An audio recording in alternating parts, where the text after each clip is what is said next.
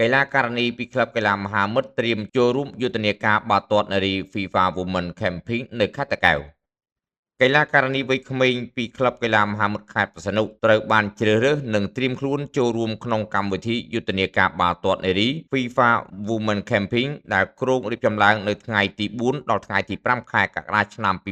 2026នៅសាលាបាល់ទាត់ជាតិបាទីខេត្តតាកែវ កម្មវិធីនេះមានគោលបំណងលើកកម្ពស់ការចូលរួមរបស់ក្មេងស្រីក្នុងវិស័យកីឡាបាល់ទាត់ព្រមទាំងជំរុញការអភិវឌ្ឍសមត្ថភាពកាយសម្បទានិងជំនាញបច្ចេកទេសដើម្បីបង្កើនឱកាសចូលរួមប្រកួតប្រជែងនៅកម្រិតខ្ពស់នាពេលអនាគតយោងតាមការរៀបចំកម្មវិធីនេះនឹងត្រូវអញ្ជើញកីឡាករនីរហូតដល់ទៅ200នាក់មានអាយុក្រោម14ឆ្នាំចំនួន100នាក់និងអាយុក្រោម16ឆ្នាំចំនួន100នាក់មកពីតាមបណ្ដាសាលាតម្រង់ទិសនានាទូទាំងប្រទេសកម្ពុជាការជ្រើសរើសនេះគឺក្នុងមួយខេត្តតម្រូវកីឡាករនីចំនួន8នាក់ស្មើពីក្រុមនិងគ្រូបង្វឹកចំនួន2នាក់សរុប10នាក់ដើម្បីចូលរួមក្នុងកម្មវិធីដោយឡែកសម្រាប់ក្រុមតំណាងឲ្យខេត្តព្រះសីហនុនិងជាកិត្តិយសដ៏ធំធេងរបស់ក្លឹបកីឡាមហាមិត្តបានរៀបចំខ្លួនរួចជាស្រេចដើម្បីចូលរួមក្នុងកម្មវិធី FIFA Women Camping ក្នុងនោះមានកីឡាករនីរុនសេរីកញ្ញាណាកៅស៊ីយៀនថេតស្រីណេតផាត់គឹមលីម៉ានណូណាគៀមមិថូណា